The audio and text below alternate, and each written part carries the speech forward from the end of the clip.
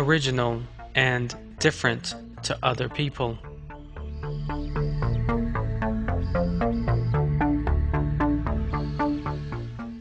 Seeking to attract other people's attention through one's lifestyle, clothes, or hairdo.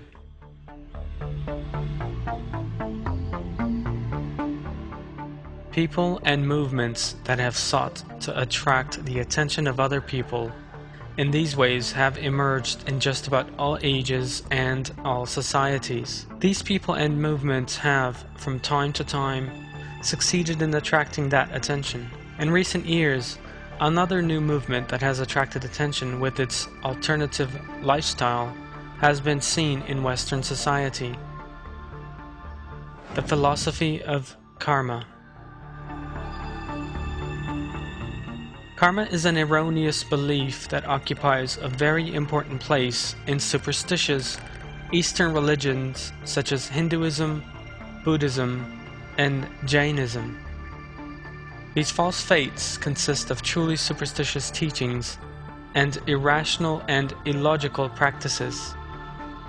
Nonetheless, the impression is given by some circles that these superstitious religions actually possess mysterious, mystical, and amazing features. For example, the birth of Buddhism is related as a so-called legendary, otherworldly myth. Conferences are frequently held on the subject, and the lives of Buddhist priests are depicted for Western audiences as full of secrets, and therefore highly noteworthy. Eastern culture is turned into a significant vehicle for various people who are in fact no different to anyone else.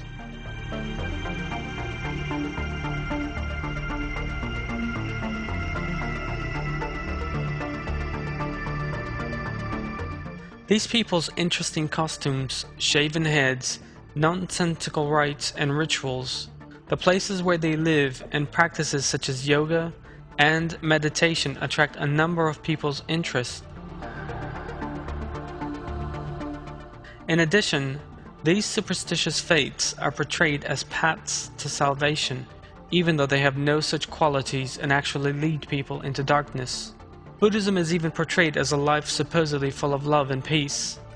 The truth, however, is very different.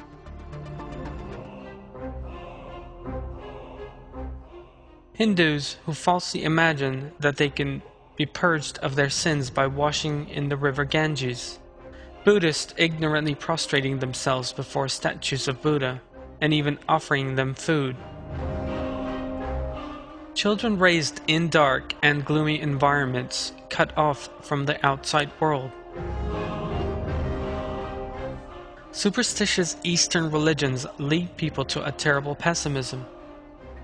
These people live in fear, restlessness, and anxiety of thinking that everything in the world is haphazard.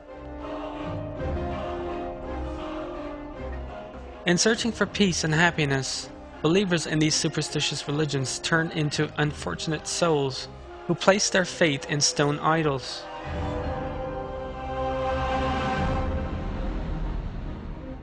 There is no fate in the hereafter in superstitious faiths that believe in karma. They believe that people will return to earth again and again after they die. In other words, they believe in reincarnation. The error of reincarnation, which is today widespread among certain circles in Western societies, stems from this philosophy of karma.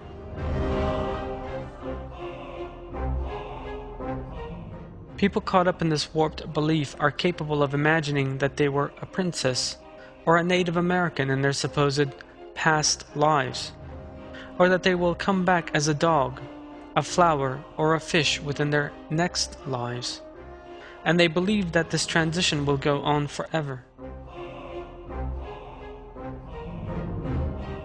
Examination of the verses of the Quran, however, shows us that this faith is a grave misapprehension. People will not come back to life and return to earth as claimed in the superstitious belief in reincarnation. Life in this world will come to a sudden end with death.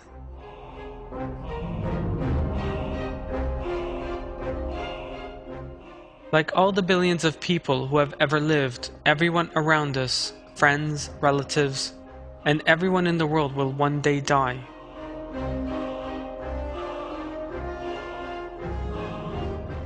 After death, it is the life of the hereafter that will begin, not a new life in this world. I seek refuge in Allah from the accursed Satan. Then when death comes to one of you, our messengers take him, and they do not fail in their task. Then they are returned to Allah, their Master, the real. Jurisdiction belongs to Him alone, and He is the swiftest of reckoners.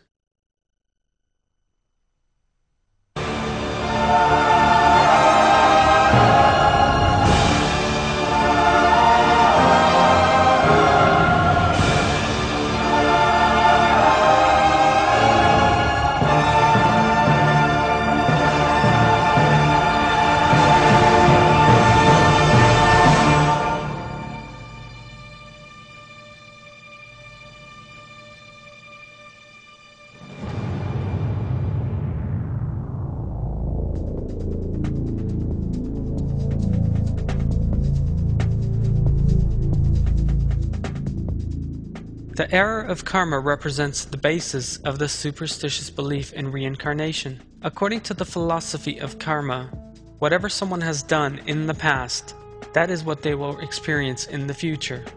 According to this warped belief, human beings constantly return to the earth and experience the consequences of their deeds in their previous life or in their next one.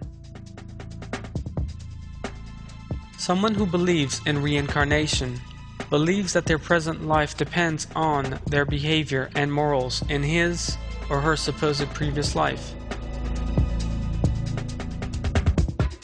According to this belief, someone who is wealthy or successful in this life is being rewarded by wealth in this life for having been a good person in his or her previous life. In the same way, someone who is poor, handicapped, or unsuccessful was allegedly a bad person in their previous life, and is thus being punished for that. Indeed, according to this superstitious claim, a person can even come back as a plant or an animal, depending on the evil they have committed. According to the irrational and illogical philosophy of karma, evil deeds committed throughout one's life lead to bad karma. This leads to the individual having an inferior body in his or her next life. Similarly, good behavior leads to good karma, which will result in that person having a superior body in their next life. According to the nonsensical belief in reincarnation, the person will eventually come back in the highest bodily form, that of a monk, and that individual's supposed wheel of life thus comes to an end. And it is believed that this person has now attained nirvana. This, according to the superstitious belief in karma, is the greatest happiness the soul can attain. One of the main quandaries facing those caught up in the superstitious belief in karma is the question of under whose control this mythical process takes place. In other words, what is the force that decides whether a person is good or bad, or in what form will he supposedly return to life? The answers to these questions reveal that the idea of karma is hollow nonsense because, according to its adherents, the process is a totally uncontrolled one. The fact is, though, that belief in karma, which offers people a dark, imaginary world, is completely mistaken. It is obvious that belief in karma and reincarnation, briefly summarized here, consists of irrational nonsense. Those caught up in the idea of karma imagine that death is merely a passage to a new life. It is for this reason that they deny the life of the hereafter. Yet, this is nothing more than self-deception. Everyone will die, everyone will be called to account, and everyone will be rewarded in a just manner for all of his or her past deeds. Death is the end of the transitory and brief life of this world. Death is the beginning of the eternal life of the hereafter. This certain fact is revealed as follows in the Quran. I seek refuge in Allah from the accursed Satan. Every self will taste death. You will be paid your wages in full on the day of resurrection. Anyone who is distanced from the fire and admitted to the garden has triumphed. The life of this world is just the enjoyment of delusion.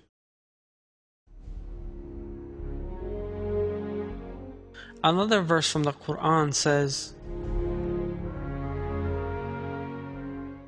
I seek refuge in Allah from the accursed Satan. Say, death from which you are fleeing will certainly catch up with you. Then you will be returned to the knower of the unseen and the visible, and he will inform you about what you did.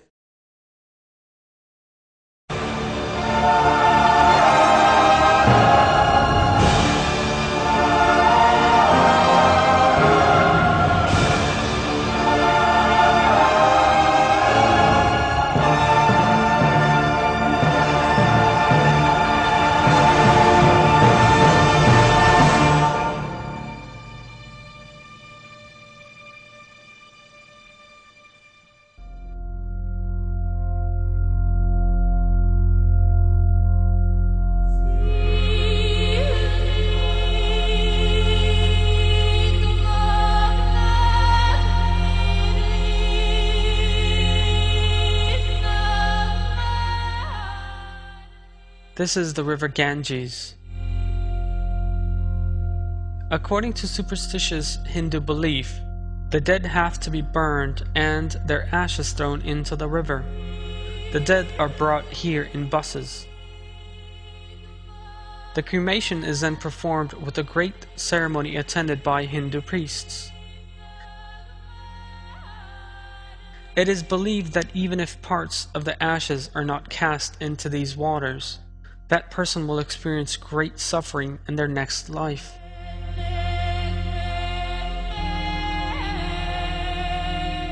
These people only fear that they will come to an end with death,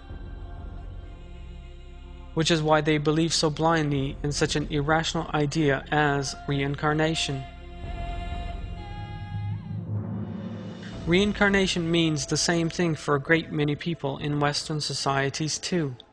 The avoidance of death. Since death terrifies these people, they are either reluctant to think about it at all, or else seek to console themselves by believing in such superstitious ideas as reincarnation. The fact is, however, that human beings do not cease to exist with death. It is only the body that ceases to exist. The soul, on the other hand, will live forever in a new body created by Allah. This new life, however, is not a new earthly life, as in reincarnation, but the life of the hereafter. Belief in the hereafter is one of the most fundamental tenets of Islam. It is therefore impossible for a Muslim to agree with a belief that denies the existence of the hereafter, or to adopt that belief as his guide. Those who turn to this superstitious belief from being misinformed, out of affectation, or because of fashion must absolutely bear this fact in mind. Everyone will be rewarded in the hereafter for his deeds in the life of this world.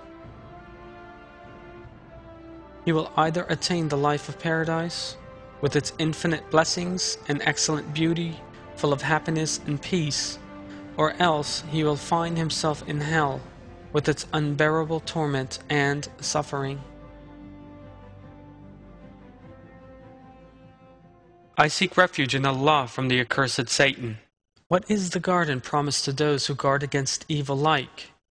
It has rivers flowing under it, and its foodstuffs and cool shade never fail.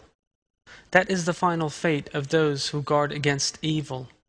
But the final fate of the unbelievers is the fire.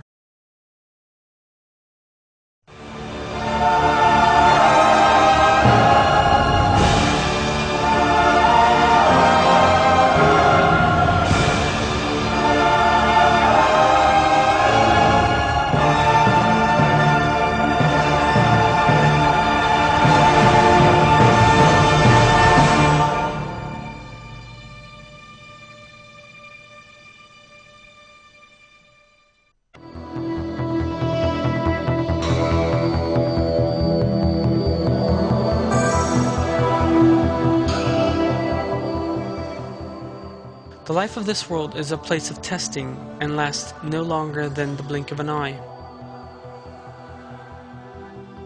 Everyone will be recompensed for what they did in this life of this world, a life that lasts an average of 60 to 70 years.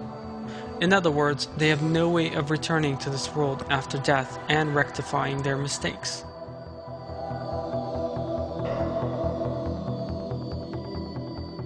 Allah reveals the purpose of the life of this world in a verse.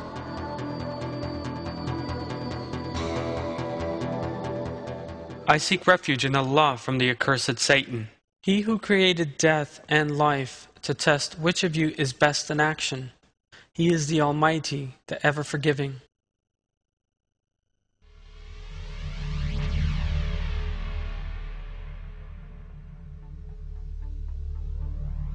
In superstitious karmic belief, on the other hand, the life of this world is the consequence of a previous life, and the cause of another life in this world.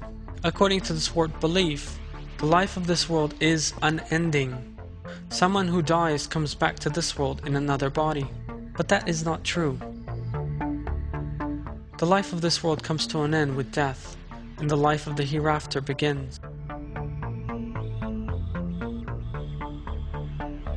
Everything a person encounters during his/her life has been created by Allah as a test.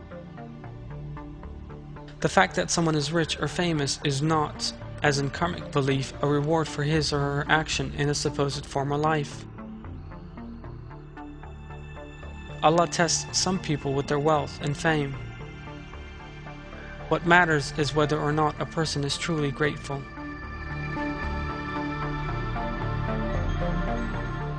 Similarly, the idea that someone who lives in poverty and ordeal is also being punished for his or her wickedness in a previous life is also a superstitious belief.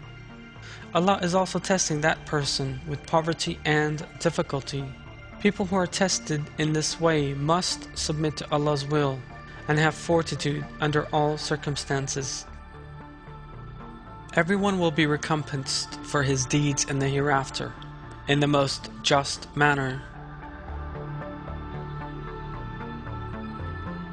The life of this world is nothing more than a transitory, very brief passage.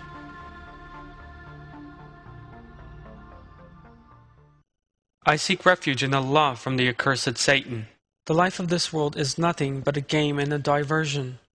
The abode of the hereafter, that is truly life if they only knew.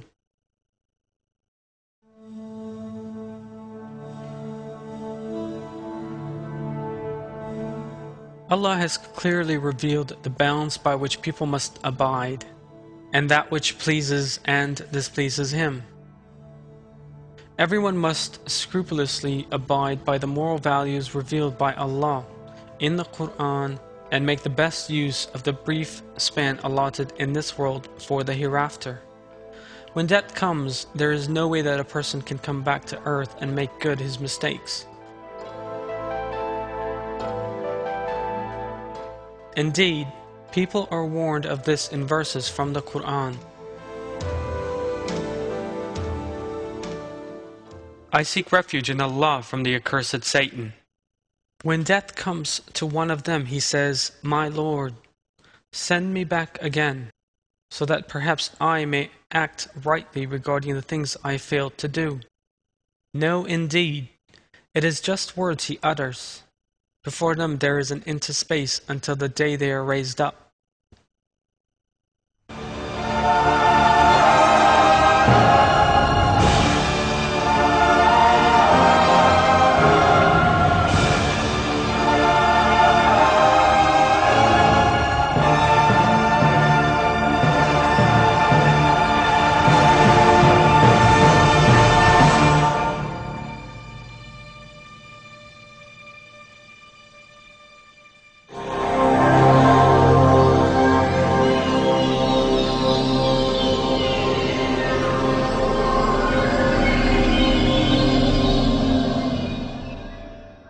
There is no belief in destiny in superstitious karmic philosophy. This once again reveals that belief in karma is completely perverted. It has wrongly believed in the great lie that everyone determines his or her own fate. According to superstitious beliefs of karma, the kind of life one finds oneself in is entirely dependent on one's behavior in a previous life. In other words, it argues for the lie that a person has determined the kind of life they have now with their own hands in an earlier life. The fact is, however, that it is Allah who determines a person's destiny, who creates all the events they encounter, who determined those events and that life before the individual was even born. I seek refuge in Allah from the accursed Satan.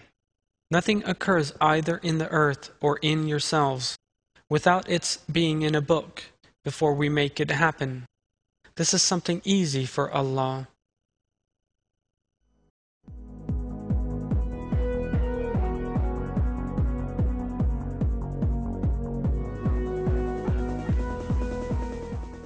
Every moment in the lives of everyone who has ever lived in this world, or who will ever do so in the future, from their state as embryos in their mother's wombs to their deaths, from their first day at school to the moment the first white hair appears on their heads, their every moment has been determined, lived and observed in the sight of Allah. That is the destiny of everyone in the world.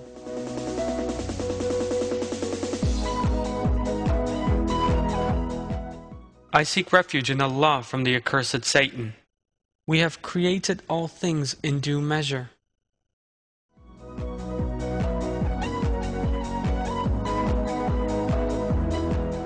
Everyone is unconditionally bound, willingly or unwillingly, to the destiny determined for him or her by Allah. In the same way that one cannot alter one's past, neither can one alter one's future. Someone on their way to a meeting they regard as a turning point of the life in question, and who misses it because of heavy traffic may fall into terrible despair and regard what has happened as a major tragedy. They may even say, "If I had left home a bit earlier, this would not have happened." But they are lamenting in vain. The way that person left home, the route they took, and what means they used to head for the meeting were all determined in the sight of Allah before they were even born. And as with everything that happens, Allah created that event in the most auspicious manner.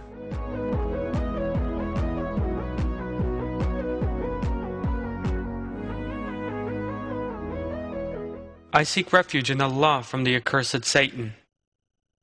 It may be that you hate something when it is good for you, and it may be that you love something when it is bad for you. Allah knows, and you do not know.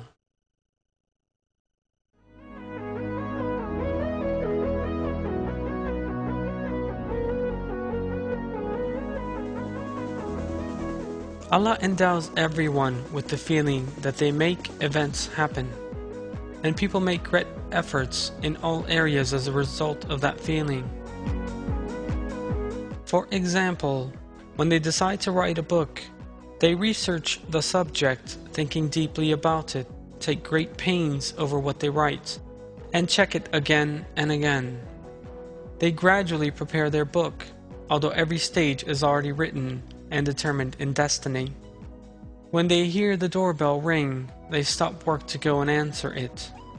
Yet these are all things that are predestined.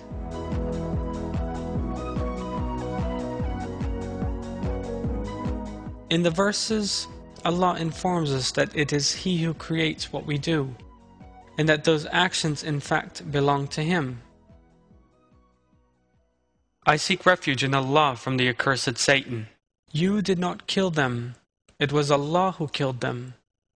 And you did not throw when you threw, it was Allah who threw.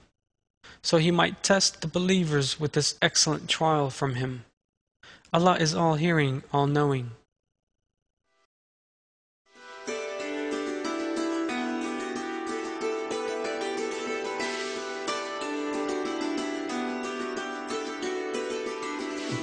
I seek refuge in Allah from the accursed Satan.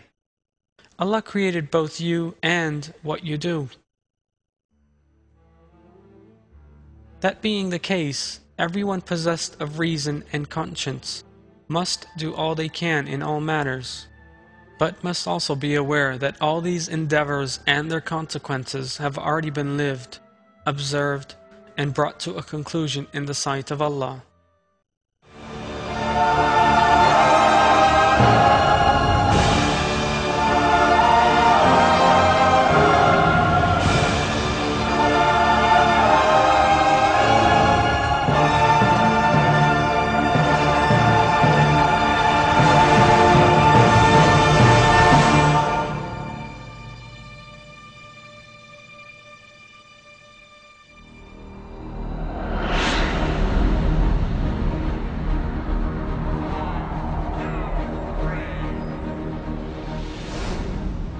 Many people are unaware of what karma and reincarnation actually are. Some people may fall into the grave error of thinking that these superstitious beliefs can be compatible with revealed religions. The fact is, however, that reincarnation is a superstitious belief that has no place in Islam. Everyone will inevitably die, yet that death will take place only once, and nobody will return to earth afterwards. It is explicitly revealed in the Quran that nobody will be able to come back to life of this world after they die.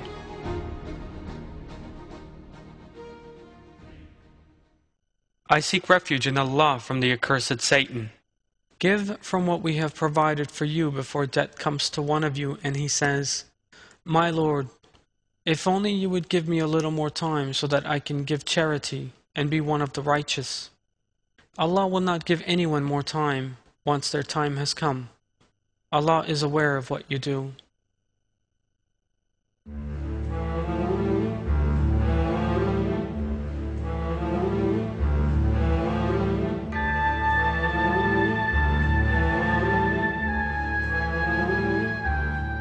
Human beings come to life by being given a soul by Allah, live but one life, and die when the appointed hour comes. After death, it is the life of the hereafter that begins, not a new life of this world. Allah tells us the following about death and resurrection. I seek refuge in Allah from the accursed Satan. How can you reject Allah when you were dead and He gave you life? Then He will make you die, and then give you life again. Then you will be returned to Him. Some people distort the obvious meaning of this verse and misinterpret the Quran as pointing to reincarnation. This misinterpretation may sometimes stem from a hidden agenda, and sometimes from a failure to understand the Quran properly due to a lack of knowledge. The verses of the Quran we have examined so far, and those we shall be looking at in due course, clearly prove that there is but one life of this world, and one death at the end of it. There is no returning to the world after death. It is the life of the hereafter that then begins. The meaning of this verse is crystal clear. Allah reveals that a human being is initially dead. In other words, the basis of human creation is earth. Allah says in the Quran that He created man from mud.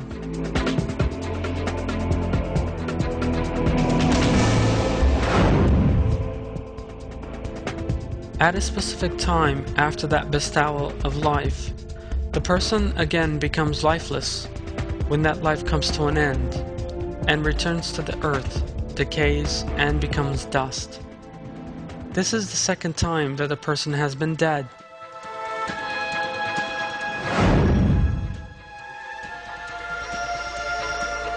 All that remains is the final resurrection, the resurrection in the hereafter.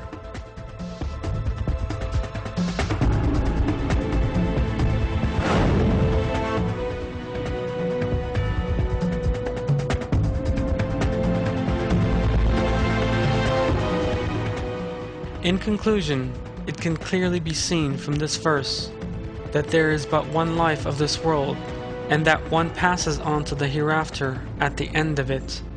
It is also clear that it does not mean resurrection and returning to the world time and time again after death. In the verses, Allah reveals that a person will taste death only once after coming into this world. I seek refuge in Allah from the accursed Satan. They will not taste any death there except for the first one. He will safeguard them from the punishment of the blazing fire. A favor from your Lord, that is the great victory. We are also told in the Quran of the expressions of joy and happiness uttered by the people of paradise after learning that they will never again taste death after their first death in this world. I seek refuge in Allah from the accursed Satan. Are we not going to die except for our first death? Are we not going to be punished? Truly, this is the great victory.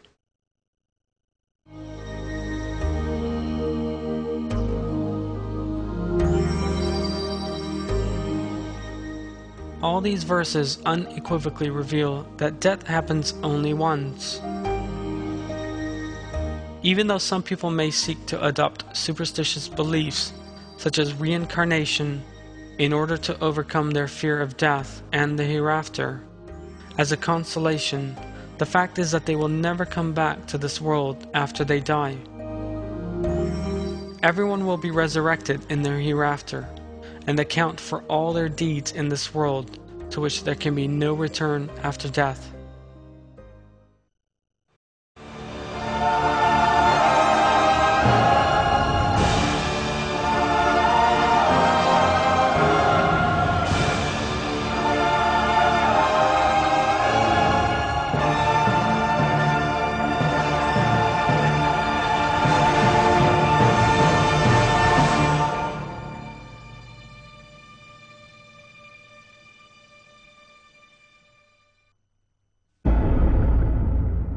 According to superstitious karmic belief, every human being is rewarded for his or her deeds in their next life. This defective logic is, of course, the product of belief in reincarnation.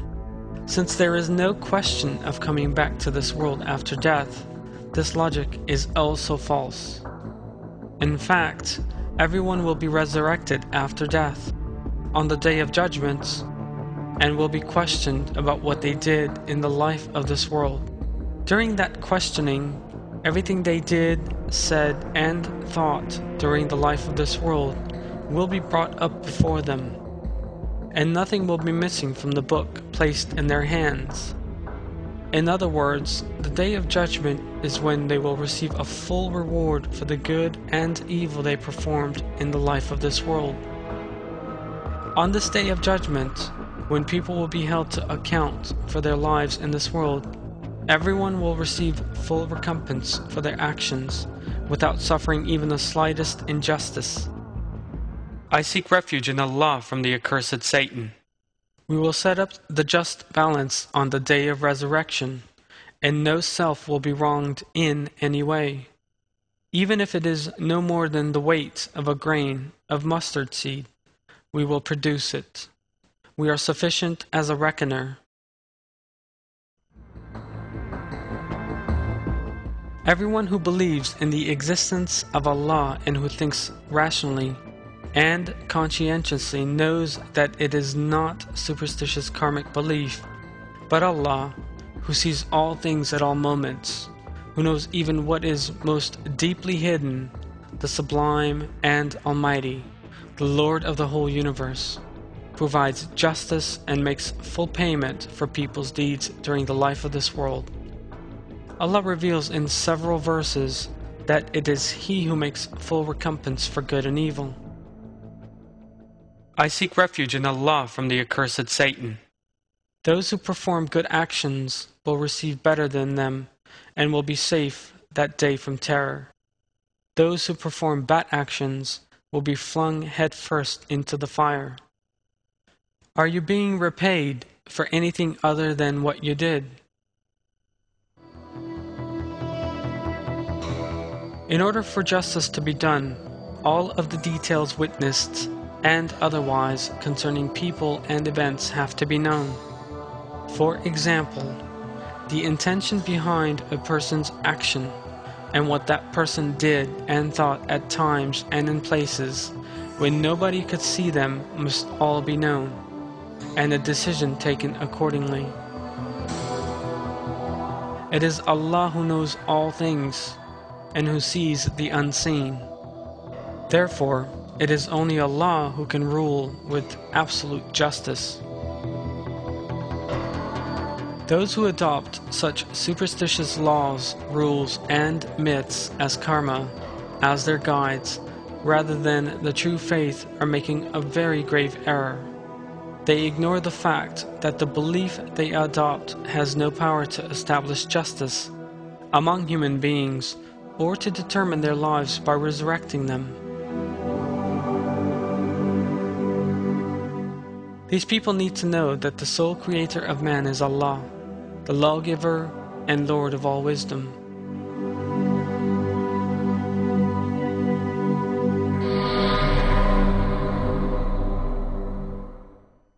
I seek refuge in Allah from the accursed Satan. Did you suppose that we created you for amusement, and that you would not return to us?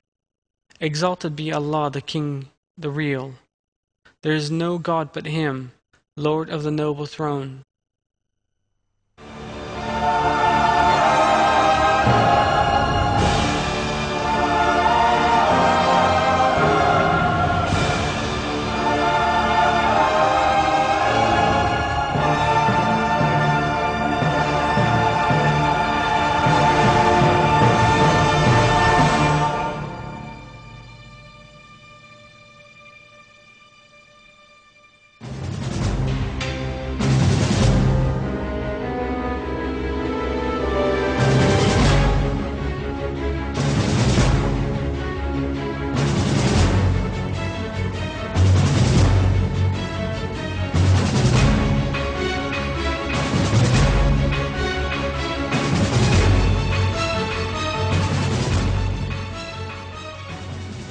The world is experiencing disorder, conflict, troubles, and disagreements.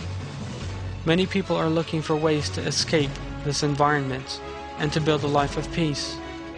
Some people, however, look for answers in warped teachings when they could find them in the true faith.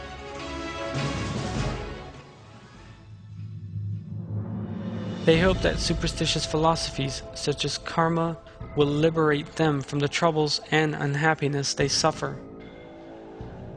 The fact is, though, that there is only one way of experiencing true peace and happiness: by living according to the moral values of the Quran. The only way of enjoying a pleasant life, both in this world and in the hereafter, is to love Allah, to fear Him, to take Him as one's friend, and to abide by the bounds set by Him in the Quran. Teachings that go against the Quran's superstitious beliefs such as karma are no solution whereby people can attain happiness and pleasant lives. It is impossible for the laws and practices contained within these superstitious beliefs to bestow proper moral values on people or to bring true peace to society. The living conditions and injustice in those countries in which these religions are widespread, or even regarded as the national religion, are some of the clearest examples of this. The solution to people's troubles, to everything they wish to put right, is to be found in the Quran. In the Quran, Allah reveals that it is He who frees human beings from trouble. I seek refuge in Allah from the accursed Satan. Say, Allah rescues you from it and from every plight. Then you associate others with Him.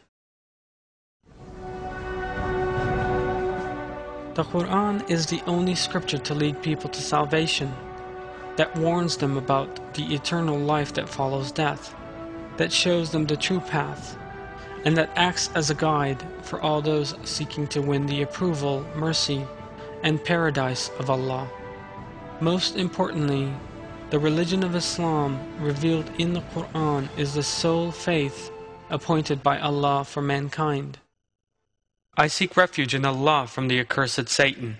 If anyone desires anything other than Islam as a religion, it will not be accepted from him, and in the hereafter he will be among the losers.